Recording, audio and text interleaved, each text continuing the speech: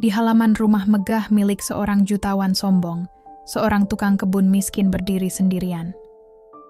Dalam hitungan detik, martabatnya dihancurkan di depan banyak orang. Pagi itu, teriakan kemarahan memecah udara. Apa ini? Kenapa mesinnya meraung seperti ini? Tuan Hartono, sang majikan kaya raya, membanting ponselnya ke kap mobil. Para pelayan membeku ketakutan. Tak satu pun berani mendekat. Namun dari sudut halaman, ada satu sosok yang melangkah maju. Dimas. Pria sederhana dengan pakaian lusuh dan tangan yang penuh luka kerja keras.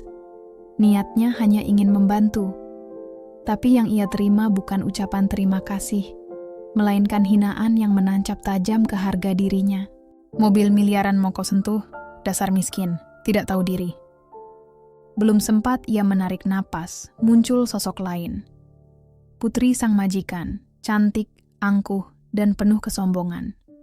Tawanya pecah, jarinya menunjuk wajah Dimas seolah ia bukan manusia. Tukang kebun memperbaiki mobil miliaran? Ayah, ini lelucon pagi. Dimas menunduk, dadanya terbakar. Air mata hampir jatuh, tapi ia menahannya. Hingga kalimat paling kejam dari sang majikan itu akhirnya meluncur.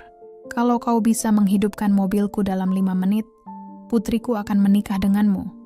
Tapi kalau gagal, kau angkat barangmu dan pergi hari ini juga. Tawa meledak di mana-mana. Tatapan merendahkan mengelilinginya. Namun pada detik itulah sesuatu berubah di mata Dimas. Mereka tak sadar, mereka baru saja menantang orang yang salah. Pagi itu, halaman rumah megah milik keluarga Hartono terasa seperti panggung dua kehidupan yang saling berhadapan. Di satu sisi, bangunan besar berdinding kaca menjulang angkuh, memantulkan cahaya matahari pagi. Taman tertata rapi, bunga-bunga mahal bermekaran, dan aroma kopi premium menguar dari dapur, menandakan kemewahan yang tak pernah absen. Di sisi lain, dekat gudang perkakas yang jarang dilirik, berdiri seorang pria bersahaja.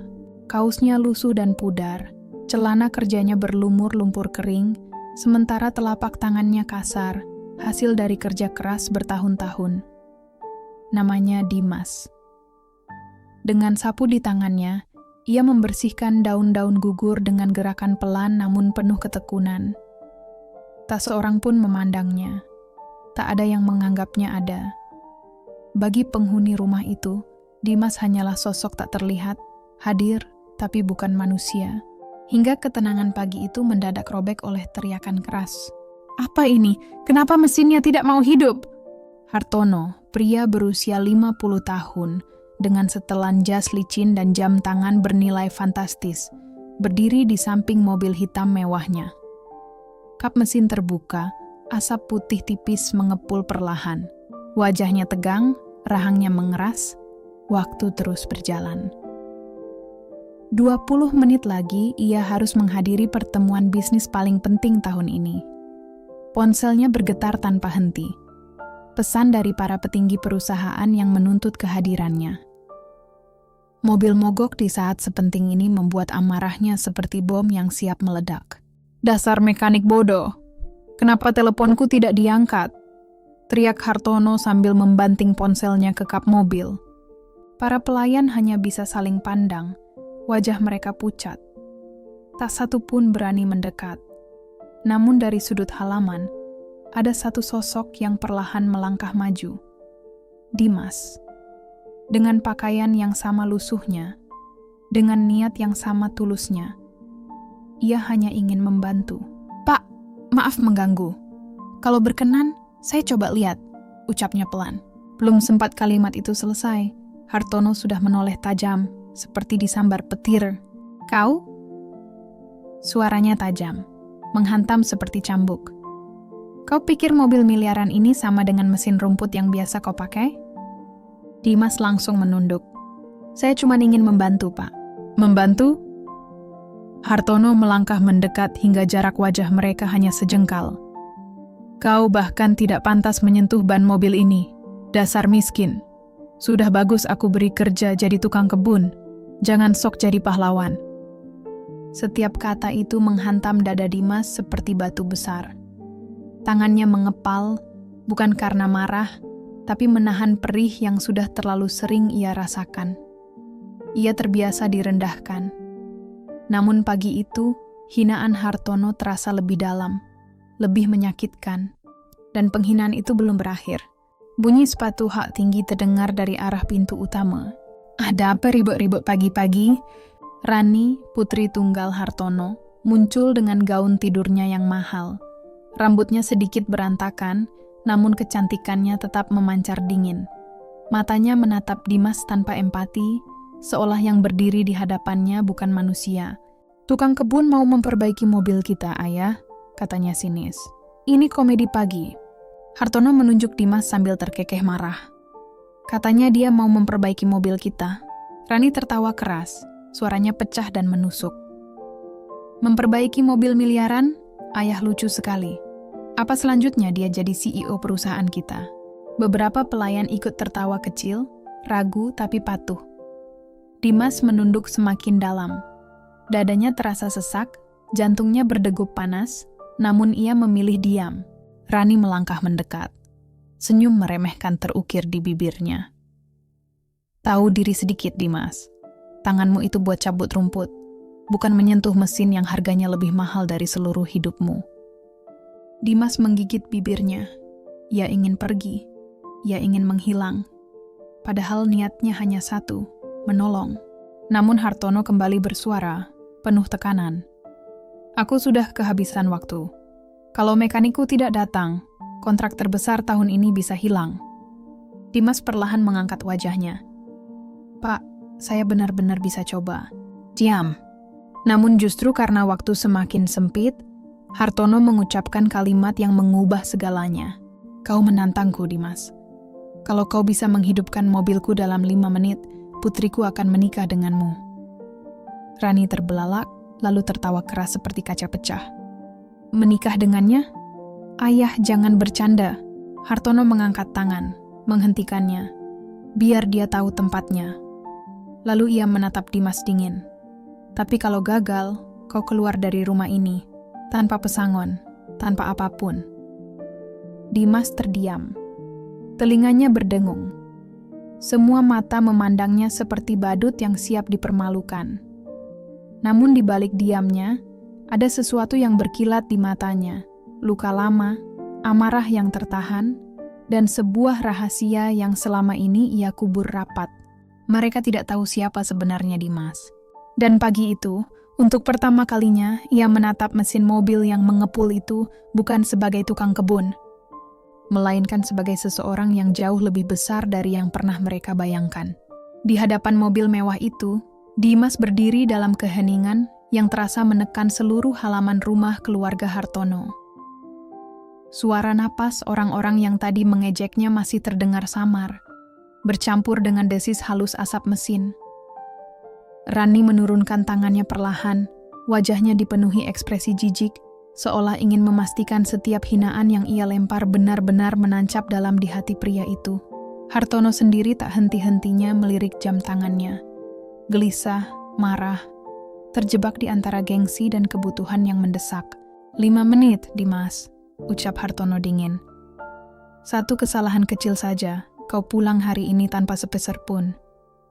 Ia meludah ke samping, sebuah gestur yang dengan jelas menunjukkan betapa kecil nilai Dimas di matanya. Dimas menelan ludah. Tangannya terasa dingin, namun anehnya, ada ketenangan yang perlahan tumbuh di dalam dadanya.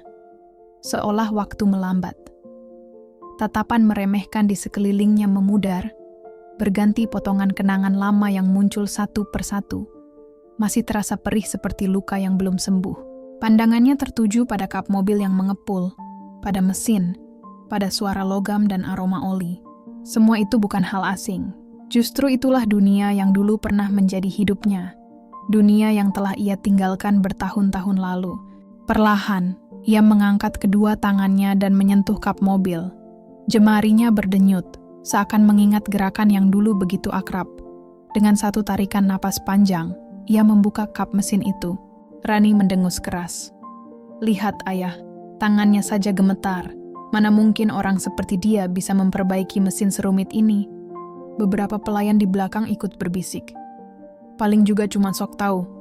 Salah pegang kabel sedikit, mobilnya bisa terbakar. Tawa kecil pun pecah di antara mereka. Namun Dimas tak menggubris satu pun. Karena pada detik ia menatap bagian dalam mesin itu, ingatannya terseret jauh ke masa lalu. Masa ketika hidupnya sangat berbeda. Bertahun-tahun sebelum ia menjadi tukang kebun, Dimas adalah seorang mekanik andal di sebuah pabrik besar. Ia dikenal bukan karena tenaga, melainkan karena kecerdasannya. Ia bisa membaca suara mesin seolah mesin itu berbicara padanya. Rekan-rekannya menjulukinya telinga emas, karena hanya dengan mendengar suara mesin beberapa detik, ia tahu letak kerusakannya. Ia pernah menjadi teknisi muda berprestasi, memegang sertifikat dari perusahaan otomotif internasional. Gajinya besar, masa depannya terang. Namun hidup seringkali bukan soal kemampuan, melainkan nasib. Hari itu pabrik tempat ia bekerja meledak akibat kelalaian manajemen. Puluhan orang terluka, beberapa kehilangan nyawa. Dimas selamat, tapi pabrik bangkrut. Ia kehilangan pekerjaan. Tunangan yang dulu ia cintai pergi, menganggapnya tak lagi punya masa depan. Hidupnya runtuh. Sejak saat itu, ia menjauh dari dunia mesin. Ia menjadi buruh harian, penjaga malam, hingga akhirnya berlabuh sebagai tukang kebun di rumah Hartono. Dan pagi itu, mesin berasap di hadapannya seolah memanggil kembali seluruh luka lama yang ia kubur rapat. Hartono mengetuk jam tangannya dengan kasar. 4 menit lagi, Dimas. Cepat atau keluar dari rumahku. Rani menyambung dengan senyum meremehkan. Kalau kau pintar, tinggalkan saja. Toh kau bukan siapa-siapa. Dimas menarik napas, lalu mulai bekerja. Jemarinya menyusuri jalur kabel satu persatu, memeriksa regulator, pompa bahan bakar, hingga menemukan selang kecil yang longgar. Seorang pelayan langsung mencibir. Itu selang bahan bakar. Semua orang juga tahu. Dimas tetap fokus. Ia mengeluarkan perkakas kecil dari sakunya. Alat sederhana yang biasa ia pakai untuk mesin rumput. Namun baginya, prinsip mesin selalu sama. Setiap bunyi punya cerita. Hartono merendahkan suara, berbisik pada Rani. Aku tak pernah mengerti kenapa orang miskin suka sok berani. Rani tertawa manis, tapi penuh kebencian. Dia tidak tahu posisi ayah. Seharusnya dia tak diberi kesempatan. Semua itu didengar Dimas, namun tak ada reaksi. Justru setiap hinaan membuat tangannya semakin mantap. Konsentrasinya menajam. Ia menempelkan telinga ke sisi mesin beberapa detik saja. Cukup untuk membuat matanya sedikit melebar. Tekanan pompa bahan bakar tidak penuh. Gumamnya lirih. Sensor tak bekerja. Perlahan, senyum kecil muncul di sudut bibirnya. Ia memutar baut kecil, mengencangkan selang, menstabilkan tekanan, lalu mengetuk ringan rumah pompa bahan bakar. Gerakan sederhana, tapi penuh keyakinan. Cara yang hanya dimiliki orang yang benar-benar memahami karakter mesin mobil Eropa itu. Pelayan-pelayan mulai berbisik panik. Kok kelihatannya dia tahu? Mustahil, sahut yang lain. Hartono mengentakkan kakinya. 2 menit lagi. Rani mendongak sinis. Ayah, sudahlah. Bahkan kalau mobil itu hidup, aku tidak akan menikah dengannya. Tidak, Rani. Potong Hartono cepat. Wajahnya menegang. Ada rasa takut yang berusaha ia sembunyikan. Dimas menutup kap mobil perlahan. Semua mata tertuju padanya. Rani melipat tangan, dagunya terangkat tinggi. Ayo Dimas, buat kami tertawa. Hartono memberi isyarat singkat. Coba hidupkan. Dimas tidak langsung masuk ke mobil. Ia berdiri sejenak, menatap orang-orang yang memandangnya seperti sampah. Lalu ia berkata pelan, dengan suara yang tenang namun teguh, saya memperbaiki ini bukan untuk menikahi siapapun. Saya hanya ingin membantu. Rani terdiam. Kalimat itu sederhana, tapi ketulusannya menghantam harga diri mereka lebih keras dari hinaan apapun. Tanpa mengucapkan sepatah kata pun, Dimas masuk ke dalam mobil. Pada detik itu, seolah seluruh halaman rumah keluarga Hartono berhenti bernapas. Hartono refleks mencondongkan tubuh ke depan. Rani menahan napas tanpa sadar. Para pelayan menggenggam baju masing-masing. menunggu sesuatu yang bahkan mereka sendiri tak yakin akan terjadi. Dimas memutar kunci kontak. Klik. Hening sepersekian detik. Lalu, bram. Mesin yang tadi mati total mendadak mengaum hidup, halus, stabil, sempurna. Suaranya bahkan terdengar lebih sehat dibanding sebelum rusak. Getarannya tenang, ritmenya presisi, tak ada tersendat, tak ada ragu. Semua orang terperangah. Rani mundur selangkah, matanya membesar. Para pelayan refleks menutup mulut, seolah takut suara napas mereka mengganggu keajaiban yang baru saja terjadi. Hartono terpaku, tubuhnya kaku, seakan suara mesin itu menghantam langsung ke dadanya. Hanya Dimas yang tetap tenang, menatap lurus ke depan seperti seseorang yang sudah berkali-kali membangunkan mesin-mesin mati dari tidur panjangnya. Akhirnya Hartono bersuara. Suaranya bergetar. Ini tidak mungkin. Namun Dimas sudah keluar dari mobil. Ia menyerahkan kunci itu ke tangan Hartono, lalu menunduk dengan sikap sopan yang sama seperti sejak awal. Silakan pakai mobilnya, Pak, sudah aman. Hartono menatapnya seperti sedang melihat hantu. Ia tahu itu bukan keberuntungan, bukan kebetulan, bukan tebakan. Itu adalah kemampuan nyata, kemampuan yang barusan ia hina habis-habisan. Rani memegangi dadanya yang berdebar kencang. Untuk pertama kalinya dalam hidupnya, ia kehabisan kata-kata. Dan di momen itulah, sesuatu mengiris harga diri Hartono. Rasa takut yang selama ini tak pernah ia kenal. Takut kehilangan wibawa karena seorang pria miskin yang ia rendahkan ternyata berdiri jauh di atasnya dalam hal kemampuan. Dan yang lebih menyesakkan, ini baru permulaan. Di balik wajah tenang Dimas, tersembunyi masa lalu yang jauh lebih besar dari sekadar mobil yang baru saja ia hidupkan. Sebentar lagi Hartono dan Rani akan menyadari bahwa mereka tidak sekadar meremehkan seorang tukang kebun. Mereka meremehkan seseorang yang pernah menjadi legenda di dunia mesin. Seseorang yang mereka hina tanpa ampun, padahal dialah satu-satunya alasan hari itu masih bisa diselamatkan. Suara mesin yang menyala mulus masih menggema di halaman luas itu. Namun justru keheningan setelahnya terasa jauh lebih mencekam. Seperti badai yang tiba-tiba berhenti, meninggalkan rasa takut dan ketidakpercayaan yang menggantung di udara. Hartono berdiri mematung. Rani tertegun, wajahnya pucat, bibirnya bergetar namun tak mampu mengucap apapun. Para pelayan yang tadi tertawa kini saling pandang. Wajah mereka dipenuhi penyesalan dan kecemasan. Namun gengsi Hartono terlalu tinggi untuk tunduk pada kenyataan. Ia memaksa dirinya tertawa. Tawa kaku, dingin, jelas terdengar palsu. Tameng terakhir agar ia tidak terlihat kalah di hadapan seorang tukang kebun. "Hah? Jadi mobilku menyala?" katanya keras. "Itu bukan bukti apa-apa, Dimas. Mobil mewah kadang memang masih mau hidup meski rusak. Mungkin kau cuma beruntung." Rani menelan ludah, menatap ayahnya dengan mata bergetar. Ia tak percaya betapa keras kepala ayahnya mempertahankan harga diri. "Iya, tapi barusan dia..." "Cukup, Rani," potong Hartono cepat, terlalu malu untuk mengakui kenyataan. Yang paling mengejutkan justru reaksi Dimas. Tak ada senyum meremehkan, tak ada kebanggaan berlebihan. Ia hanya menatap Hartono dengan pandangan lembut, pandangan yang justru membuat Hartono merasa semakin kecil. "Kalau Bapak masih ragu," ucap Dimas tenang sambil mendekat ke kap mobil. Ia mengetuk ringan bagian mesin. Tadi pompa bahan bakarnya tersumbat. Sensor injeksi mati karena overheat ringan. Selang tekanan longgar dan regulatornya harus di-reset manual. Ia menatap Hartono lurus. "Mobil Bapak tidak akan menyala tanpa perbaikan itu." Rani kembali menelan ludah. Kali ini bukan karena marah, tapi karena sadar. Ayahnya sedang kalah, dan ia mengetahuinya. "Cukup," bentak Hartono suaranya meninggi. Dimas hanya mengangguk kecil. "Saya harap ini membantu Bapak ke pertemuan Bapak." Ia berbalik menuju kebun, berniat kembali ke dunianya yang sunyi. Namun semuanya sudah terlambat. Rasa malu membuat Hartono berubah lebih buruk. Ia melangkah cepat ke arah Dimas dengan wajah membara. "Kau pikir aku akan percaya begitu saja?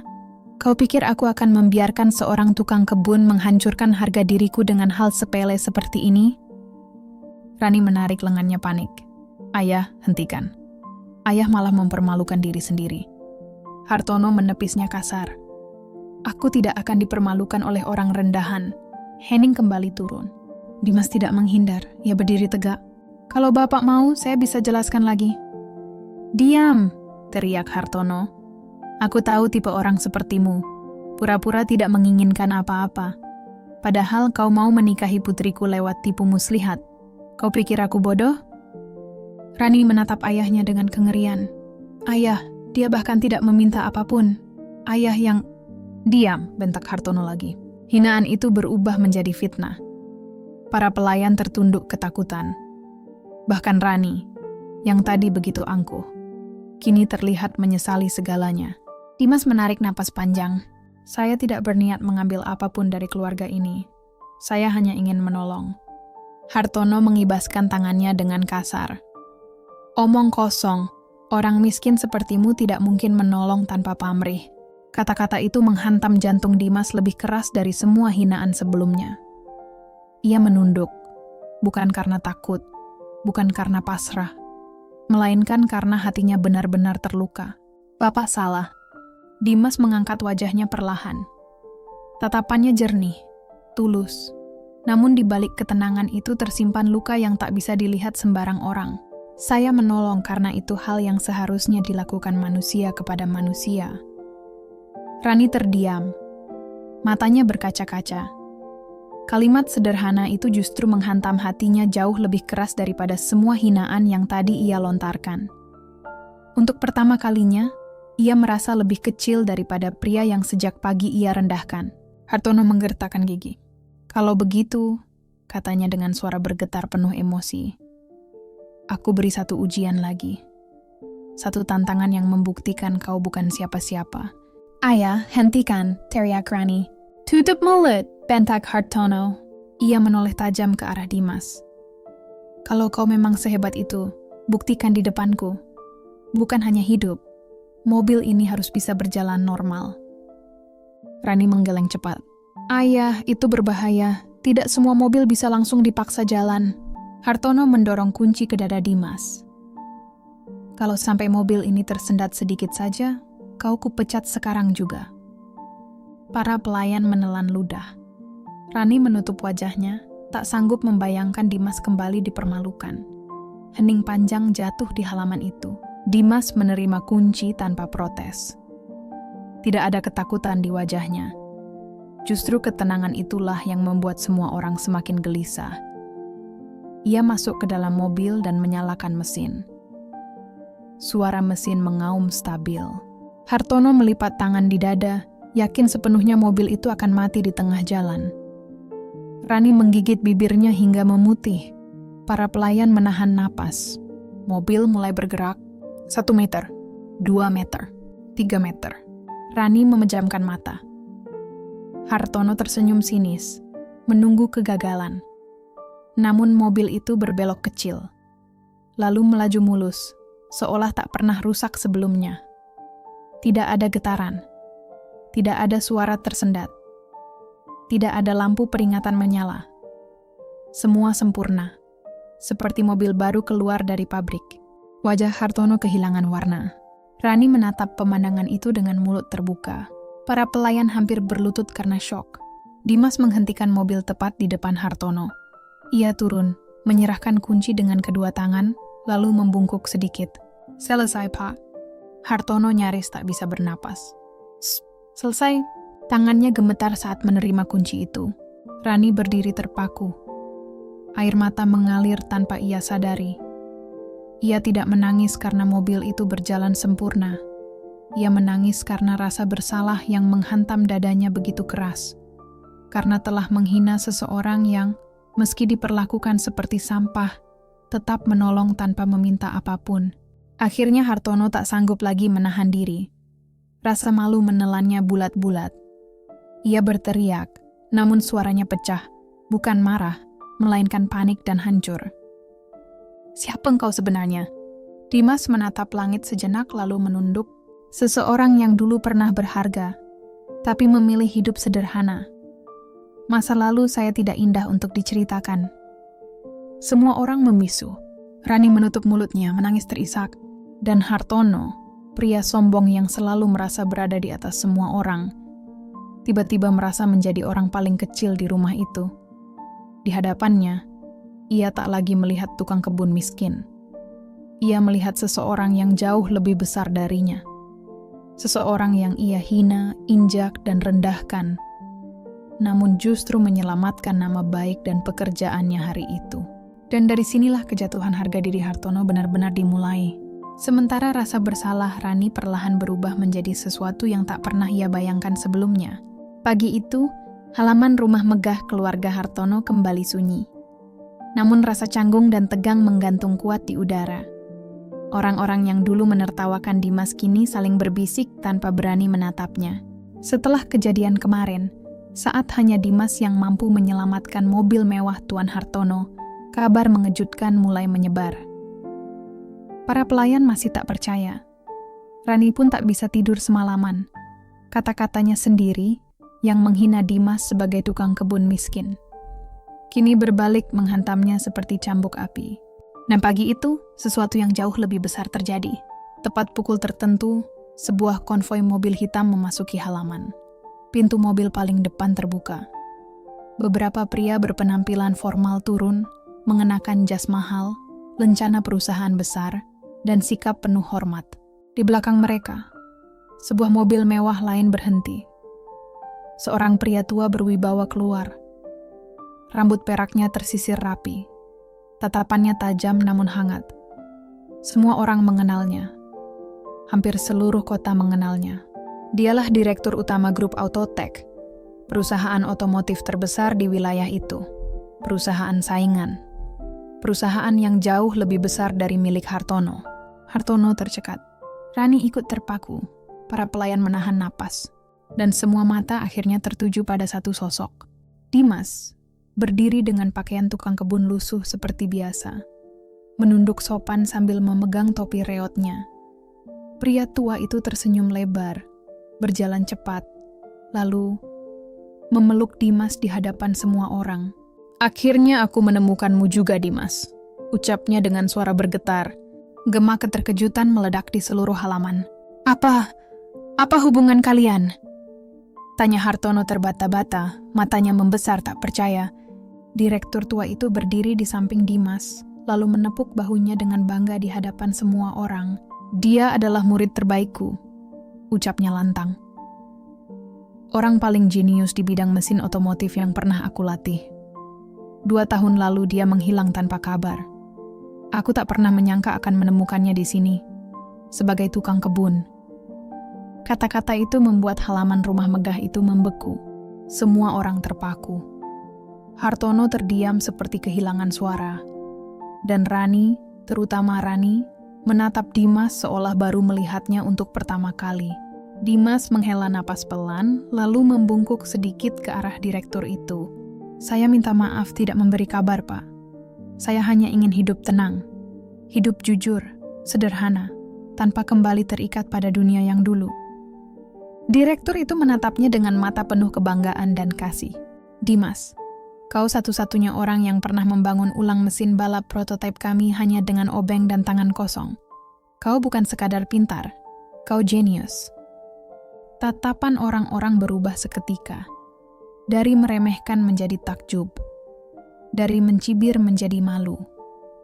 Terutama Rani, yang kini tak mampu mengalihkan pandangan dari pria yang sebelumnya ia hina habis-habisan. Hartono mencoba memperbaiki keadaan. Suaranya terdengar patah-patah. Jadi engkau bukan sekadar tukang kebun miskin?" Dimas menggeleng pelan. "Saya memang miskin, Pak. Dan saya memang bekerja sebagai tukang kebun. Tapi soal memperbaiki mesin, mungkin saya sedikit lebih baik dari rata-rata." Direktur Autotech tertawa keras. "Sedikit lebih baik?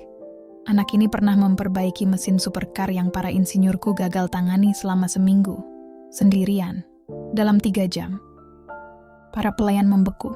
Rani ternganga. Hartono pukat. Namun kejutan belum berhenti di situ. Direktur Autotech mengeluarkan sebuah map hitam tebal dan menyerahkannya kepada Dimas. "Ini kontrakmu. Kepala riset mekanis. Gaji sebulan lebih besar dari pendapatan setahun perusahaan Hartono. Fasilitas lengkap. Hartono seperti baru saja ditampar keras. Rani nyaris jatuh karena lemas. Namun Dimas justru menutup map itu perlahan. Terima kasih, Pak, tapi saya belum bisa menjawab sekarang. Direktur itu terkejut. Kenapa? Tatapan Dimas beralih pada Hartono dan Rani. Matanya berkaca-kaca. Bukan karena dendam, melainkan luka lama yang selama ini ia simpan rapat. Sebelum saya memutuskan, ada sesuatu yang harus dibereskan. Ia melangkah maju. Suasana hening sampai detak jantung sendiri terasa terdengar. Dimas berdiri di depan Hartono, lalu membungkuk dalam, "Pak, kalau saya pernah salah, saya mohon maaf." Hartono terperanjat. Kau tidak salah apa-apa, justru aku." Dimas mengangkat wajahnya perlahan.